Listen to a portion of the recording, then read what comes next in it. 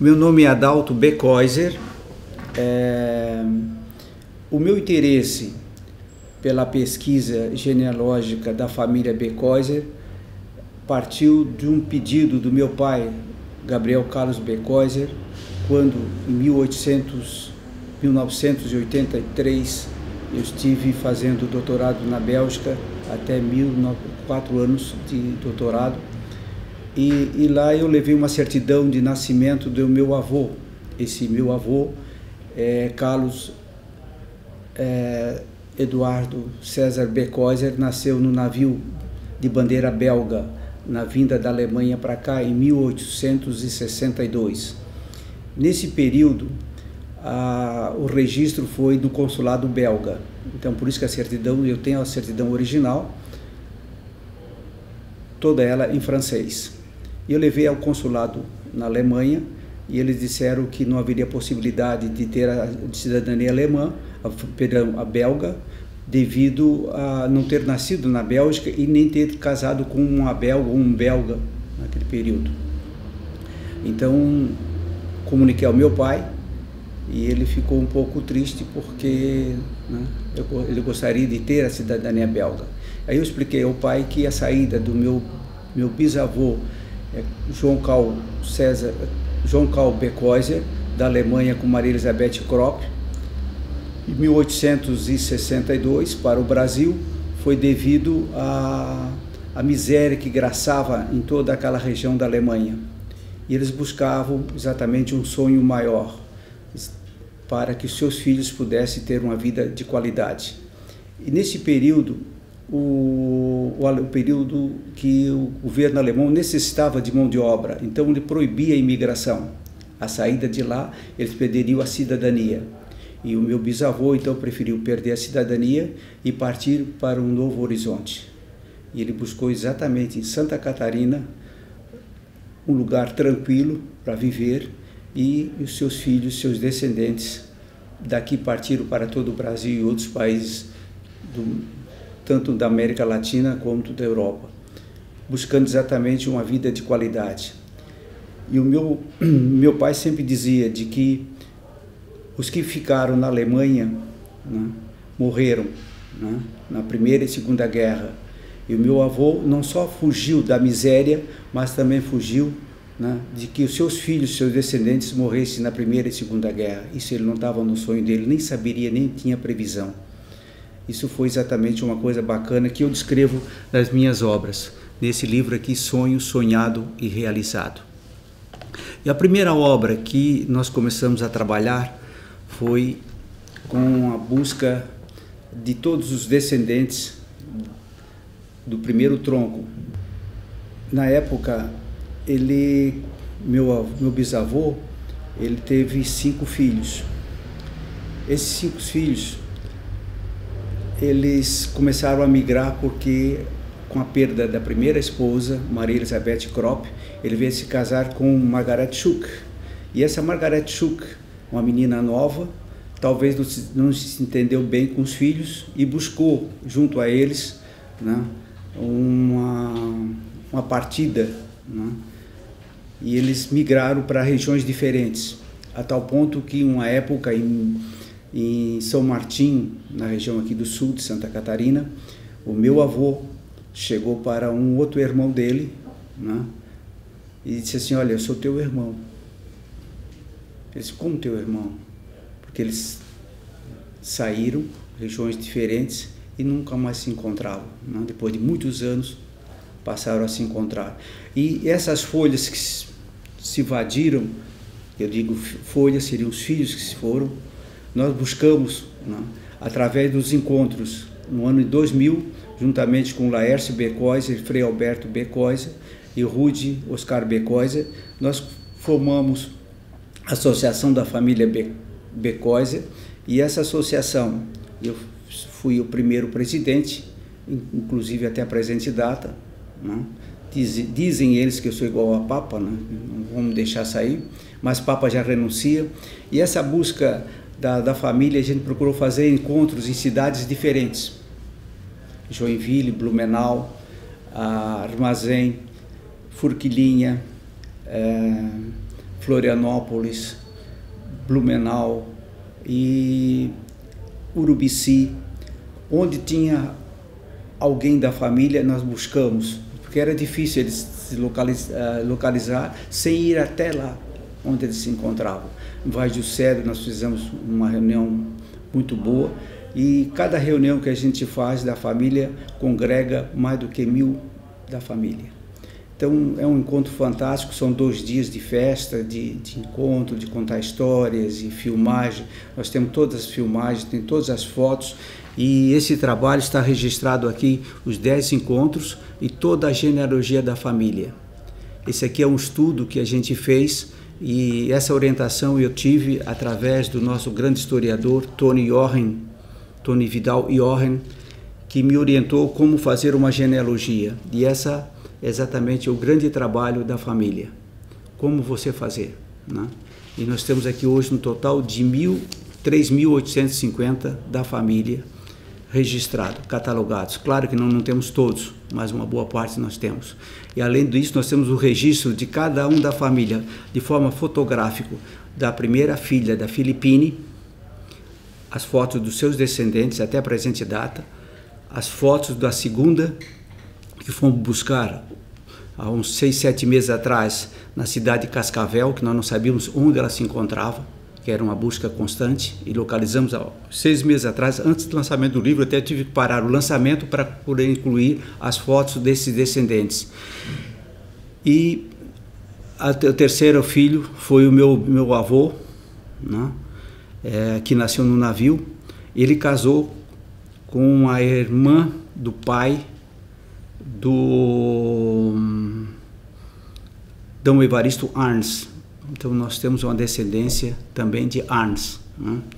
E tem um fato pitoresco na época, que o meu bisavô, por parte dos Arns, eles estavam aqui naquela região do caminho da serra, e eles tinham uma plantação muito grande de milho, e os tropeiros vieram e o gado estava faminto. Eles não tiveram dúvida, abriram as cercas, né? E essas cercas colocadas no chão levou o gado a arrasar com toda a plantação de milhos do Arns. O Arns sim surgiu contra eles. Eles pegaram um pau e deram na cabeça e mataram. Então foi exatamente um crime bárbaro na época, né, de repercussão inclusive em toda a região, que era a região dos tropeiros. E baseado nisso, a família Arns se localizou posteriormente, migrou para aquela região de São Martinho. Em 1872 foi o grande levante das famílias nessa região, que eu até gostaria de registrar aqui em bom som, de que a região que os alemães vieram era uma região plana, plantação plena de toda a área, e eles foram plantados nessa região aqui de Santa Isabel, uma região difícil de plantação, difícil de sobrevivência, e eles não tiveram outra oportunidade senão se insurgirem contra o presidente da província na época. E o presidente da província não permitia a saída, porque achavam que os colonos eram devedores deles, né? Porque vieram de lá por conta do governo e eles doaram terras e assim por diante. E eram mais ou menos 5 a 6 mil alemães se reuniram naquela região de São Bonifácio. Inclusive existe um monumento lá, onde registra esse fato. Eles queriam então fundar a República do Sul da Alemanha, e com isso eles contaram com a ajuda dos soldados que saíram, né, que trabalhavam e que serviu a coroa portuguesa. Frente a essa situação, não teve uma outra alternativa senão liberar a saída dos alemães. Então uns foram fundar Brusque, outros foram para Blumenau, outros foram para a Argentina, uns foram foi para a Alemanha, voltaram, uns foram para os Estados Unidos, e o restante migrou para aquela região de Braço do Norte, Armazém, Rio Fortuna, São Lugero, então toda São Martinho, então São Bonifácio, então aquela região que era aqueles vales bacanas, né? Então começaram a saída deles, né?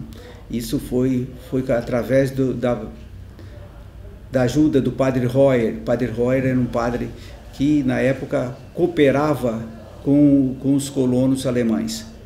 E isso foi diríamos assim, a primeira grande revolução e surgimento de imigrantes alemães no Brasil. Isso é um fato histórico relatado. Inclusive, existe um monumento em São Bonifácio que relata bem esse fato. Com a ida dos alemães para aquela região de Braço do Norte, Armazém, São Bonifácio, Rio Fortuna, São Martinho, os colonos começaram a progredir, né? E lá eles plantavam e colhiam, e o sustento da família era tirado da terra. Com a época de 1892, com os federalistas, os maragatos se plantaram na cidade de Tubarão, o comando deles. Eles necessitavam exatamente, não tinham dinheiro como sustentar todo aquele batalhão, e começaram então a buscar junto aos colonos a sobrevivência, né, do exército. E eles então combinaram que cada colono daria alguma coisa. Mas o que eles faziam era o seguinte: eles vieram para aquela região de São Martinho e a primeira propriedade que tinha, eles levavam tudo. E de madrugada eles passavam, levavam o gado, levavam o que tinha pela frente, eles levavam. A tal ponto que hoje ainda existe na região, inclusive uma propriedade do pai, que o pai vendeu posteriormente, existe lá um local que eles faziam o túnel e à noite eles escondiam o gado ali dentro. Toda a riqueza que eles tinham dentro de casa, eles escondiam ali dentro. Quando eles chegavam, não encontravam nada. E quando um dia eles foram para aquela região de São Martinho, com toda uma tropa, em busca de mantimentos, joias e o que tinha de riqueza dentro das propriedades, eles levavam. E os alemães então se entrincheiraram numa região, né, chamada Santa Maria, após ali Vaz do Cedro. Tem lá o local ainda. Lá foi a grande batalha, a batalha onde os alemães procuraram defender as suas propriedades e começaram a matar os maragatos, né? E inclusive existe um cara que era o comandante, né, se escondeu debaixo da saia, né, e eles inclusive mataram, né? Essa busca constante de riquezas, né, os alemães inclusive começaram a jogar as suas joias, as suas, diríamos assim, o que eles tinham de bens, numa cachoeira, deixavam como guardado. Isso eu relato nessa obra aqui, né? Mas isso daí não foi lá no sul do estado, né? Foi toda aquela região toda ali. E na mesma época, eles, na retirada deles, eles levaram 3 filhos de colonos, né, para Tubarão, para ser julgados como crime militar. E os alemães novamente se reuniram, uma média de 5.000, e foram até Tubarão e iam arrasar Tubarão. E novamente o padre Royer teve intervenção assim, fantástica e debelou a revolta dos colonos e fez com que o comandante dos maragatos devolvesse. Ele não devolveu, simplesmente ele disse que mandaria para Florianópolis, e aqui em Florianópolis eles seriam julgados. Mas na passagem pelaquela região de São Martinho, eles tiveram que abandonar os 3 filhos dos colonos. Posteriormente, como eles não tinham uma chance de vir aqui até São Martinho, naquela região, à busca de alimentos, eles foram para Braço do Norte. Então combinaram com toda aquela colonada da região de São Lugero, Rio Fortuna, Braço do Norte, para que eles também passassem a dar alguma coisa de mantimentos para a sobrevivência das tropas. Aí foi o mesmo incidente que aconteceu com Tubarão, né, onde eles procuraram, inclusive, invadir as propriedades, né, levando, né, e os alemães também se revoltaram e debelaram a situação.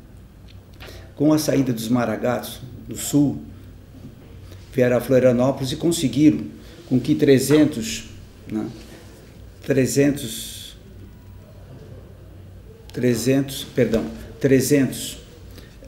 intelectuais de Florianópolis passassem a integrar as ideias deles, federalistas. E esses 300 foram levados para a região de Biguaçu e Atomirim. E naquele período eles foram julgados lá. Eles não morreram com medo, né, da morte. Não era a preocupação de morrer, não, que eles tinham um ideal maior. Mas o maior medo deles foi a troca do nome de Desterro por Floriano, né, Florianópolis, em homenagem a Floriano Peixoto, né. Foi exatamente um pedido de Floriano, e Moreira César não pensou duas vezes, né. E vocês tiveram presente há pouco tempo, alguns anos, na época de Figueiredo, o levante aqui na Praça 15, né, contrariando essa posição. E até hoje eu ainda levanto a bandeira de que Florianópolis deve voltar ao teu nome de Desterro ou Nossa Senhora, como quiser, mas não menos homenagear aquele que destruiu a história, né, da nossa população. E essas pessoas hoje, até lamento porque que é daquela região de Biguaçu e de Atomirim, não registra bem esses fatos. A coisa é escondida, eu não sei o porquê, né? Eu sei que o sangue, né, vibra inclusive nas lembranças daquelas ruínas, daquela região do Forte de Atomirim. Quando você entra lá dentro, você sente, né, aquele clamor, aquela preocupação. E o vermelhão do sangue que correu naquele forte de Atomirim, né, é visto inclusive nos finais de tarde na ilha de Florianópolis. E é interessante que parece que governador e Biguaçu, eles viraram as costas mesmo para Atomirim. Foi, exatamente, com medo. Eu considero isso como uma forma de represália, né? Para te ter uma ideia, Biguaçu já tem 180 anos, né? Isso ocorreu há 150 anos atrás, nem isso, 140 anos atrás. Eu acho que o medo, né, que Moreira César não pensava duas vezes, mandava, né, matar sempre, sem pena e sem dó. Essa foi a grande tristeza da história, que eu acho que Biguaçu virou as costas, como você me coloca, né, para a região de Atomirim. Eu acho que aquilo ali deve ser muito mais bem explorado, né, o nome daquelas pessoas. Nós tínhamos ali juízes, poetas, escritores e jovens que foram mortos, né, sem pena e sem dó, sem um julgamento decente, né, para mostrar de que eles mandavam. Foi uma forma, inclusive, de subjugar, né, o levante de Santa Catarina, que, para você ter uma ideia, foi o único estado de Santa Catarina que se levantou contra o Figueiredo na época. Não teve outro estado, todo mundo tinha medo, e Santa Catarina não teve medo. E teve pessoal de Biguaçu envolvido nesse... Naquele período ali teve, nós tivemos vários que morreram lá. Eu não posso declinar o nome que eu não me recordo, são 300 nomes, né? A história é uma pedra de toque que desgasta o erro e faz brilhar a verdade. E sempre as coisas boas do passado, elas nos refletem no presente, né? Também as coisas ruins do passado também refletem no presente, e a gente começa então a dirimir o que é melhor, o que é pior, né? Eu acho que eu sempre considero que é uma pedra de toque, desgasta sempre os erros e faz sempre brilhar a verdade. E o jovem tem que ver que o passado também é importante, não é só o presente. O futuro foi uma razão das coisas que aconteceram no passado. A tua educação, a tua forma de colocar, elas vão se refletir no futuro, mas foram frutos de situações anteriores, do passado. E para te ter uma ideia, Biguaçu hoje ela é considerada uma cidade muito boa, próspera, mas ela sempre ficou ligada a Florianópolis como um dormitório de Florianópolis. E com as últimas, diríamos assim, idas para lá de empresas, da universidade, da Univale, que deu um levante, deu umas ideias diferentes, né? A própria população começou inclusive a estudar mais, né? A criação da Academia de Letras de Biguaçu deu um elan maior dentro da própria comunidade literária, e nesse foco a própria sociedade de Biguaçu começou a olhar a academia de uma outra forma. Hoje a academia não poderá mais deixar de existir, porque ela faz parte já da sociedade. nós estamos procurando, né, levar para as escolas, né, a importância de saber escrever bem. Né? Para escrever bem é preciso que você leia. As coisas não caem do céu por descuido.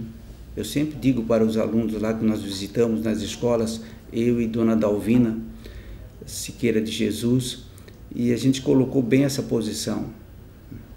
O futuro está na mão de vocês, mas para que esse futuro esteja na mão de vocês é necessário que você se prepare.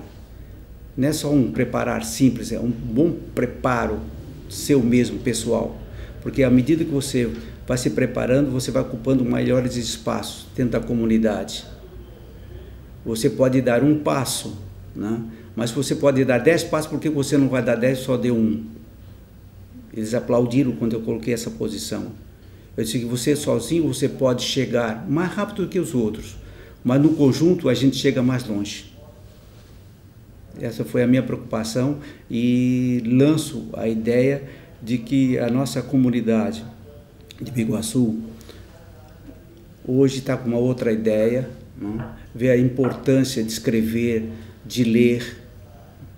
Claro que nós estamos começando, né, uma nova era. E todo o trabalho da academia está disponibilizado no site www.academiadeletrasdebiguaçu.com.br. E isso nós tivemos uma repercussão mundial. Todas as obras foram elas digitalizadas e acessadas, né, e colocadas no site. E hoje nós temos mais ou menos quase 200 e poucos países que acessam os trabalhos da nossa academia. Então é um trabalho que não nasceu assim por acaso, né?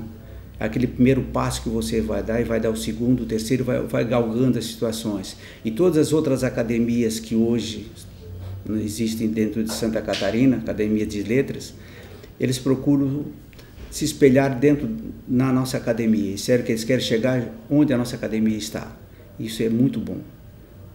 Pode falar pra gente, explicar o que o senhor é da academia, o que a academia é, quando que ela surgiu, o que ela é?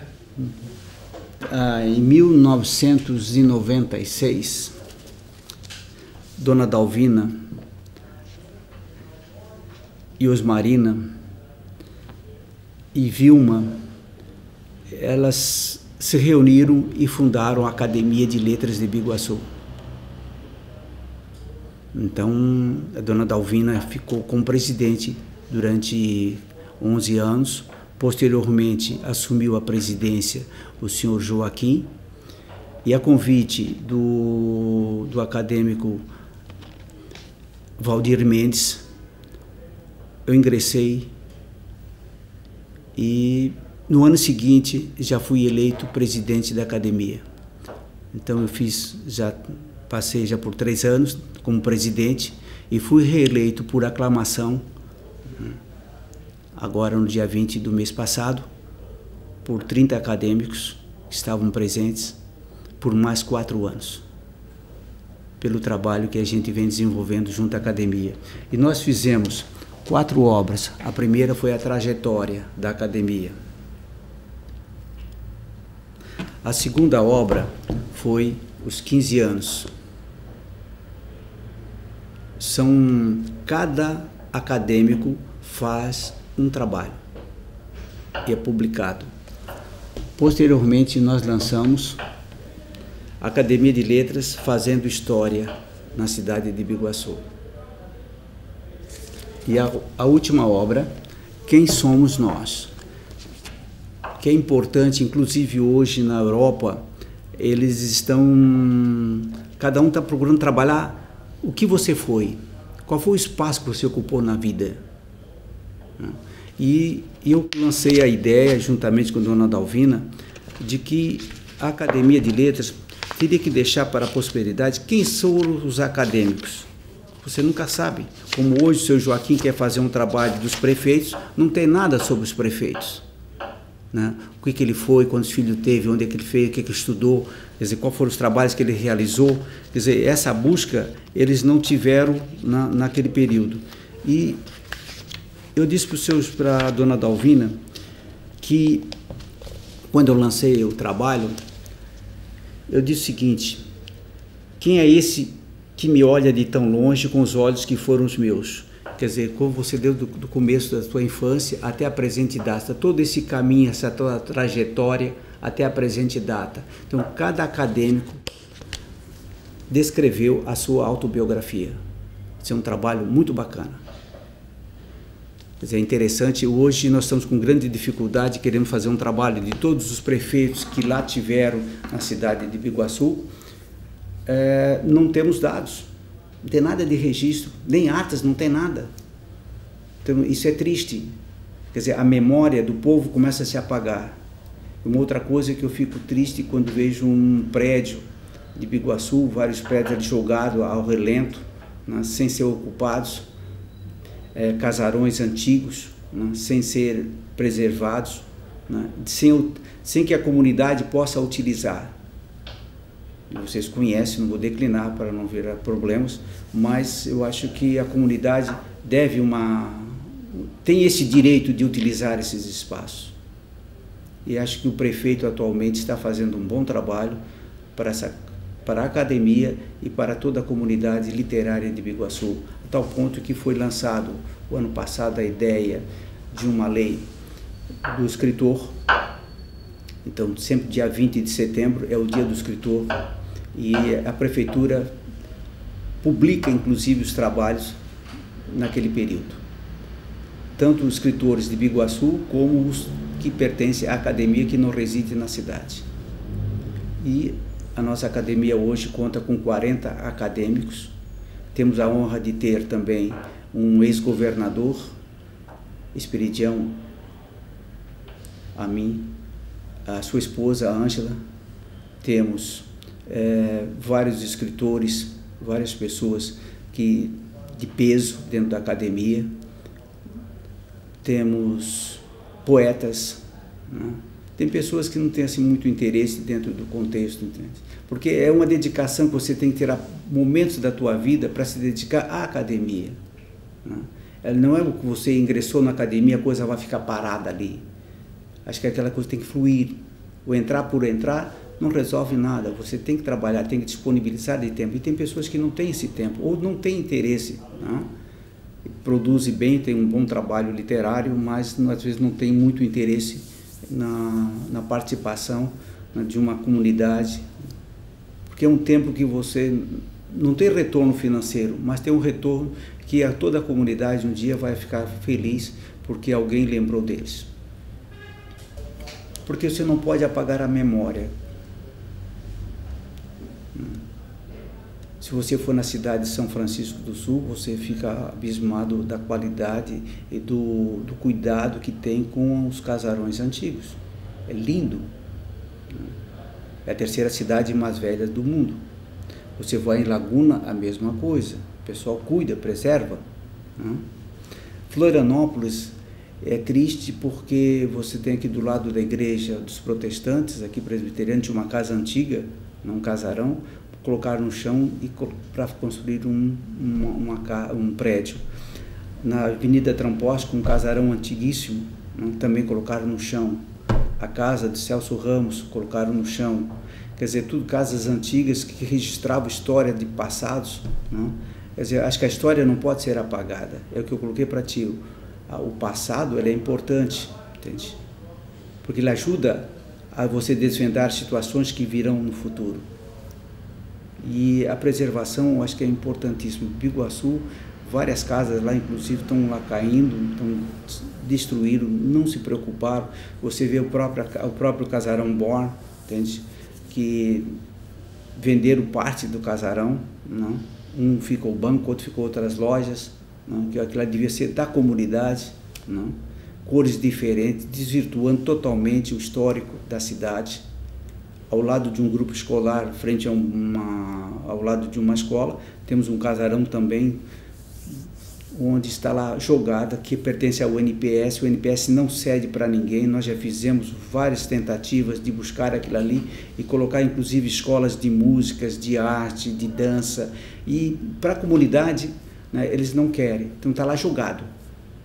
Quer dizer, esse é o descaso, né, que nós temos com as coisas passado. E várias outras casas antigas de Biguaçu foram colocadas no chão, sem pena, sem dó. Eu diria o seguinte, o que pode ocorrer isso é que as pessoas vieram de muitos... Biguaçu era uma cidade dormitório. Então, pessoas diferentes não tinham muita preocupação pela cidade.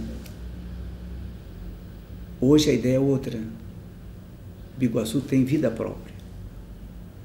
Eles não dependem de Florianópolis. Ninguém vem trabalhar, dificilmente alguém de Biguaçu vem trabalhar em Florianópolis. E nunca mais Biguaçu vai ser chamada de dormitório, cidade dormitório. Não sei se vocês conheciam esse detalhe. E Biguaçu hoje tem uma vida tranquila, uma cidade próspera, uma excelente universidade, com vários cursos de mestrado, doutorado. Né?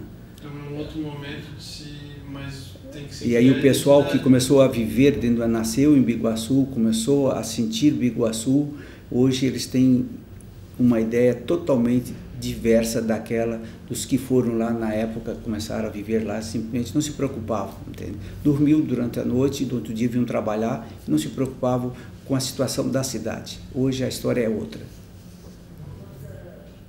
É o que eu entendo, o que eu vejo.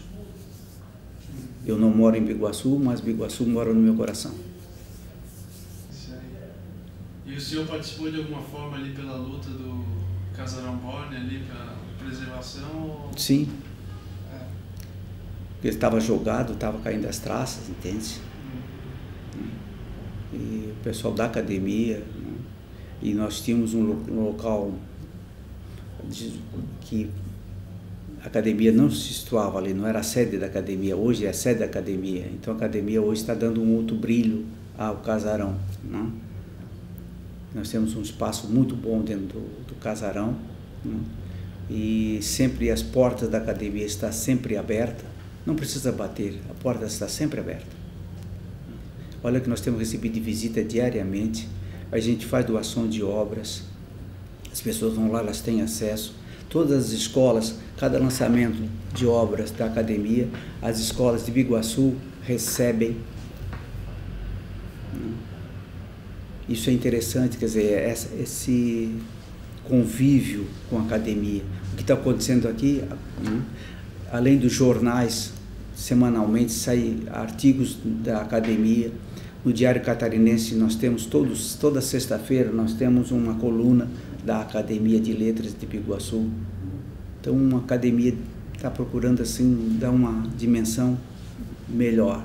E nós queremos ir mais longe na academia, quer dizer, fazer com que o próximo ano, já em março ou início de abril, lançado uma obra dos alunos de todas as escolas que se instalaram em Biguaçu. Cada aluno vai escrever uma poesia, um tema, vai ser livre e vai ser publicado. E o primeiro ganhará R$1.000, o segundo 1.000 e o terceiro 1.000 também. Os três primeiros colocados receberão R$1.000 cada um. E já os alunos já têm conhecimento disso aí, o edital já foi lançado, né?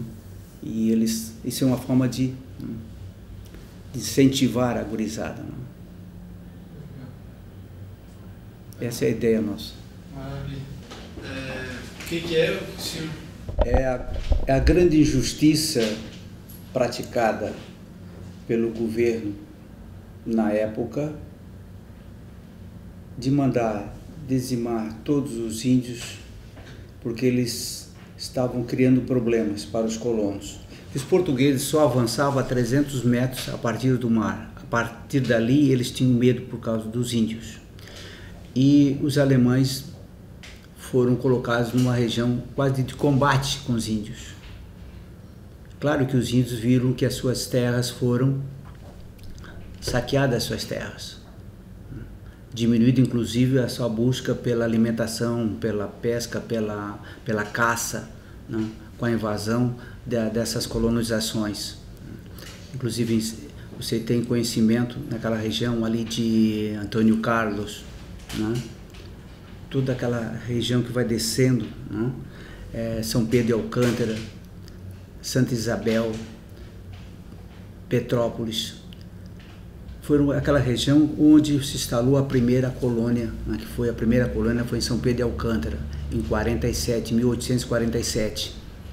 E cada colono ganhava uma arma de fogo. e estava autorizado a matar, inclusive. Mas eles não queriam matar, os colonos não tinham interesse de matar os índios.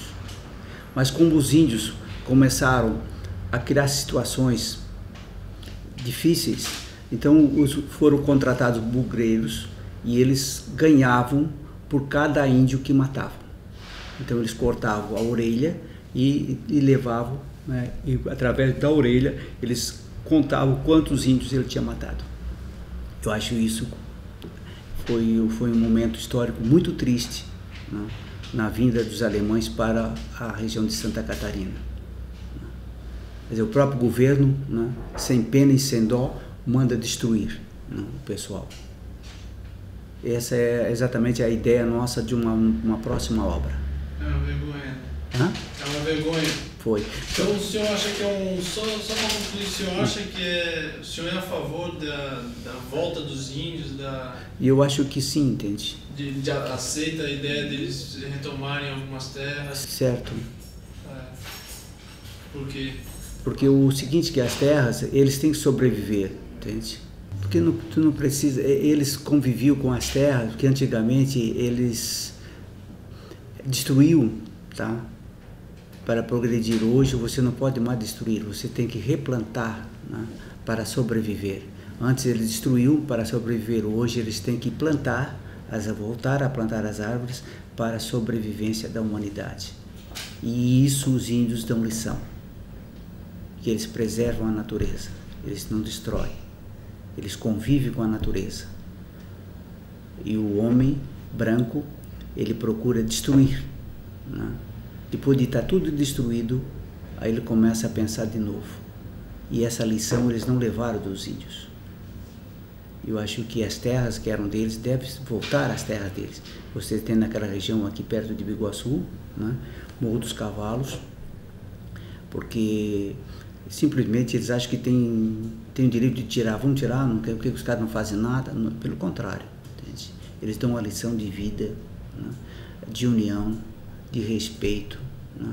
Ver o que o governo gasta com os índios, praticamente zero, né? O que eles são simplesmente jogados ao relento e sobrevivem. E esta vai ser a ideia central do meu trabalho do ano que vem. E além de uma outra obra em termos de poesia, né, lançarei um outro livro também, Nas Asas do Teu Sorriso. São poesias. E eu me sinto feliz porque, enquanto Deus me der vida, eu levarei a todos os jovens a ideia de que o mundo tem que ser um pouco melhor.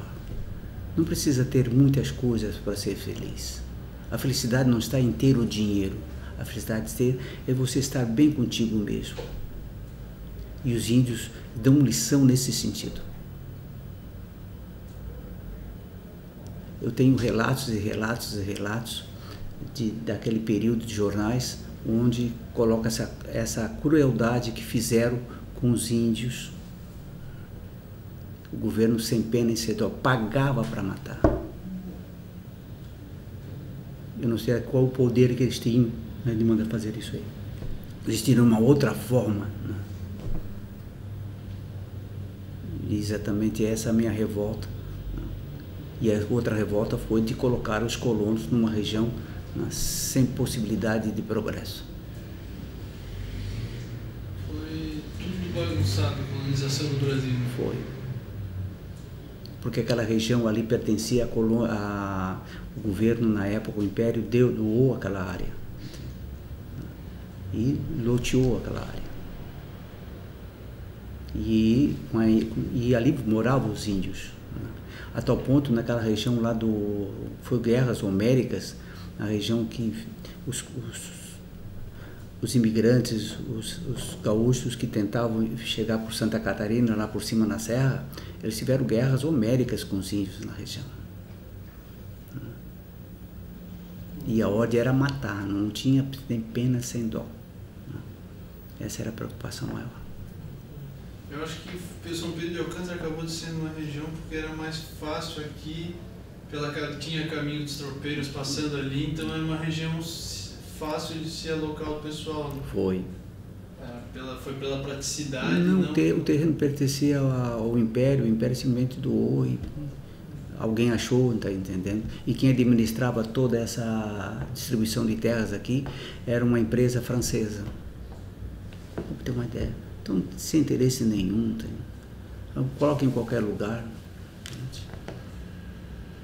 Sem verificar que naquela região ali residiam os índios, ali tinham as suas aldeias e assim por diante, entende? Ser um estudo mais adequado de plantar esses colonos. E foi a mesma coisa aquela região de Biguaçu, lá em cima de Antônio Carlos, tiveram os mesmos problemas. É isso aí.